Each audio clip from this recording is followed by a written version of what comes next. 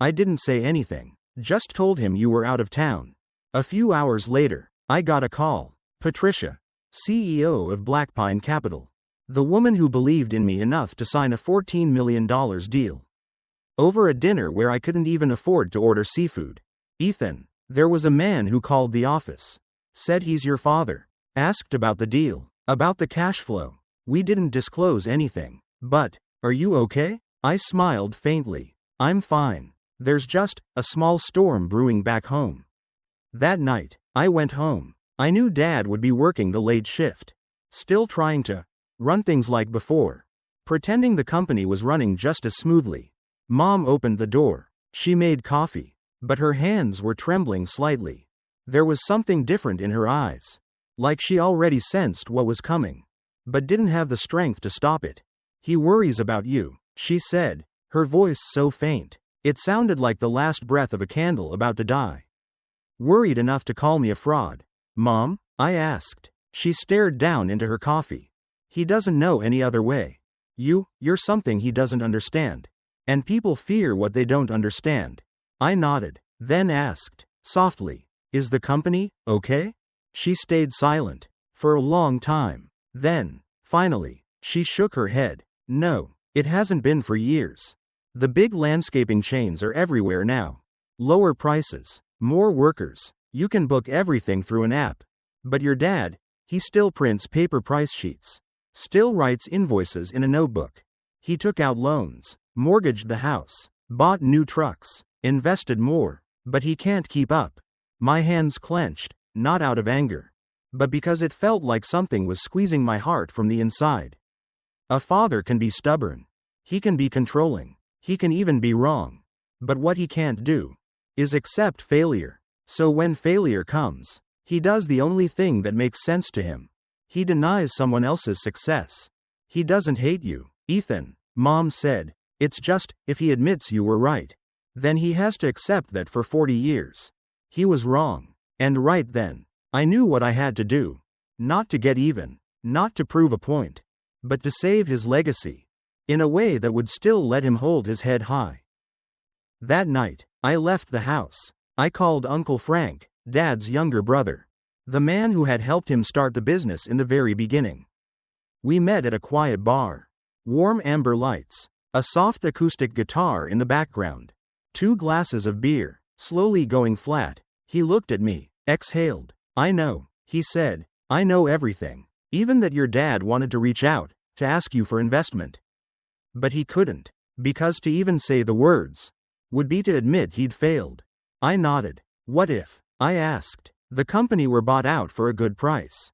All employees kept, wages increased, full health benefits, and Dad stays on as a regional director?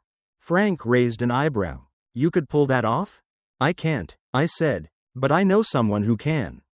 The next morning, I sat down with a representative from Greenscape, the largest landscaping service company in the state.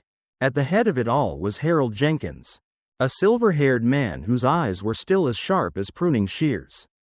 I've known about Langford Landscaping for years, he said. Good service, loyal clients, but it's outdated. We tried reaching out about a buyout before. Got rejected every time. I smiled. This time, I said, you'll be getting the call. By late afternoon, I had the offer in hand. $1.2 million. Double the current paper value. Along with it, a 5-year contract for my father to remain as regional director. Full retention of his staff. Higher wages. And comprehensive health care. That same week, I signed a lease on a 15,000 square foot warehouse in the city's old industrial park. It would become the new headquarters for Horizon Analytics, the fintech company I had built from the floor up. Now, rooted in the very hometown that once couldn't see me. I hired Ben, my cousin, the same one who sent me that Wall Street Journal article with pride in his eyes, as our chief operating officer. And the Ferrari? I brought it home, parked it right in front of the house, wrapped the key in a small black velvet box, and taped a handwritten note on top. For the father who once thought I wasn't strong enough. And for the son who once feared he'd never be seen. 3 days later, I went back. No warning. No calls. I walked into my father's office. A place untouched by time. The same worn-out wooden desk. The same faded yellow lamp. The same photograph on the wall. Him, the old truck, and that stare that used to make me shrink inside my own home. He looked up, his face, stone cold, as usual, but his eyes, they weren't sharp this time. They looked defensive. "So you finally showed up," he said, after letting the whole family whisper. "After leaving me to answer every damn question about you." I didn't respond. I simply placed a thick folder on his desk. "It's not an apology," I said. "It's a proposal." He picked it up, flipped to the first page. Read one line, flipped to the second, then stopped. "What the hell is this?" he asked. "Offer to buy Langford Landscaping," I said, calmly. "Greenscape wants the whole operation. $1.2 million. Double the current valuation. You'll stay on as regional director. Higher salary. All employees retained. No one loses their job." His face changed. He looked up, and for the first time, he looked at me not as the son he'd underestimated, but as a man standing across from him. "You went behind my back?" he asked. His voice wasn't loud, but it cracked in the middle. "No," I said. "I went ahead, because if I'd waited for you, it would have all fallen apart. And I couldn't let that happen." "You think you're someone now?" he snapped. "The same kid who couldn't trim a hedge straight?" I didn't flinch. I just stepped forward, reached into my coat, and placed a Ferrari key on the desk, resting on a piece of black silk. He stared at it like it was something strange, something offensive. His eyes narrowed with suspicion. "What is this?" "It's for you," I said. "Not to buy forgiveness. Not to repay a debt.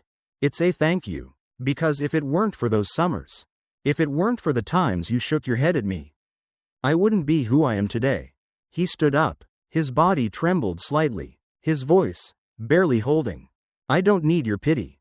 And I sure as hell don't need your fancy toy." "It's not pity," I said again. "It's a beginning. My way of saying, I know how hard you tried." I turned to leave. At the door, I paused, spoke softly, without turning around. "You've got 48 hours to sign. If you don't, Greenscape moves on to your competitors. And your company won't have another option." Then I walked out, didn't look back, but behind me, I heard the sound of the key being lifted off the desk. No words, no sharp breaths, just the quietest proof that he didn't leave it behind. The next morning, Mom texted me, "Your father drove that car to work this morning." Didn't say a word, but, "You should know." I didn't reply, just stared out the hotel window. Charleston looked calmer somehow, like the storm between father and son had finally passed. That afternoon, Greenscape called. "The contract's been accepted. Mr. Roy Langford will sign at 3 p.m. He requested to keep all current employees. And he wants a seat at the table for future strategies." I nodded, even though no one could see it. But inside, it felt like a weight I'd carried for years had finally been lifted. I didn't win. I didn't need to win. I just needed him to keep being himself. In a world that was changing too fast for him to catch up. 2 months later, Charleston in late summer felt radiant, yet gentle, as if even the city knew today was something special. I stood on a small stage, set up inside the old warehouse. A place that was once damp and decaying, now fully renovated into a bright, modern headquarters. Below me were over 200 people, employees, investors, friends, and the landscapers who had worked beside my father for decades. In the distance, I spotted my mom. She clutched her glass tightly, lips slightly trembling. Beside her stood my father, arms crossed, his eyes still unreadable, but this time, he didn't look away. He looked directly at the stage, at me, as I spoke about a dream I once couldn't even say out loud. "Welcome to Horizon Analytics," I began, voice steady, clear. "Today isn't just the launch of a company. It's a declaration. That technology doesn't just belong to giant corporations. It can begin right here, in a small town, with people who've built something from the ground up." There were some claps, but I wasn't done. "And today, I'm announcing our first strategic partnership. Horizon Analytics is investing $2 million into Greenscape Regional Holdings, a newly formed parent company that now owns Langford Landscaping and several other traditional service businesses. A ripple ran through the crowd. I saw my father's expression change. Not exactly surprise, more like a soft punch to the chest. We're building a platform to help traditional businesses compete in the digital age. Not to replace them, but to upgrade them. I looked straight at the back row, where he still stood. And to lead this program, I'd like to announce a new title. Head of Traditional Business Division, Mr. Roy Langford. Applause erupted. This time, no one laughed, no one joked, only respect. He paused, then stepped forward, not fast, not slow, but with dignity. When he stood beside me on stage, I reached out my hand. He looked at me for a moment, then shook it. The first real handshake between two men, not just a father and his son. I turned to the crowd and spoke in a voice I'd never used before. Mr. Roy Langford built a business with bare hands, with discipline and integrity. Those are things you can't learn in school.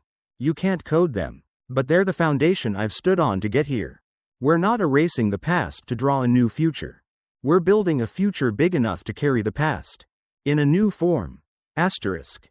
Down below, my mom wiped her eyes. Ben clapped a little too early. And my dad? He just stood there, face unreadable.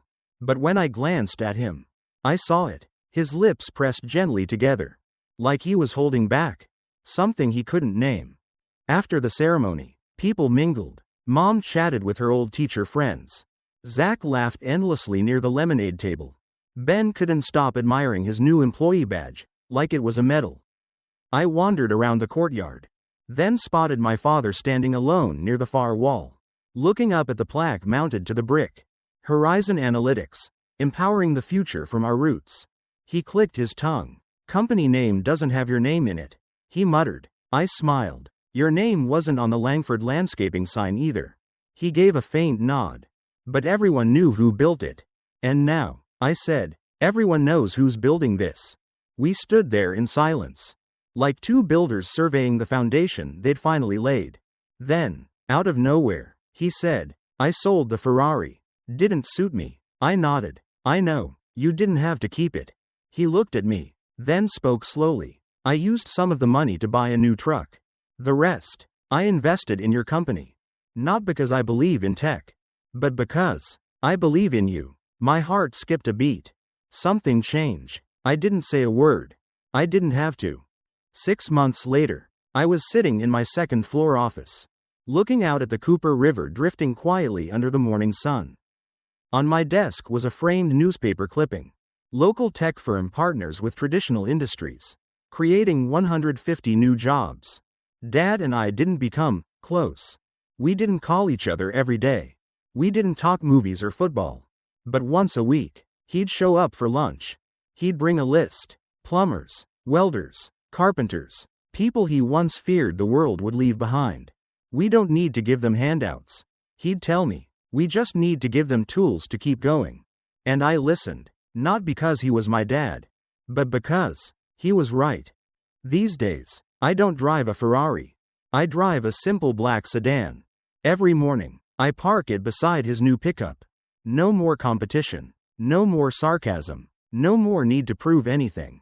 Just one undeniable truth. We won, not against each other, but together. And that is the story of Ethan. A young man once dismissed by his father, once labeled a dreamer by his entire family. But through quiet perseverance, he came home, not to prove them wrong, but to protect what his father cherished most. Without wounding his pride, the Ferrari wasn't revenge, the contract wasn't conquest, and the handshake on that stage? It wasn't forgiveness. It was the first time two generations truly saw each other. Not through arguments, but through quiet, mutual respect. Maybe success isn't about making others bow. Maybe it's about building a road wide enough so the past and the future can walk side by side, and no one gets left behind.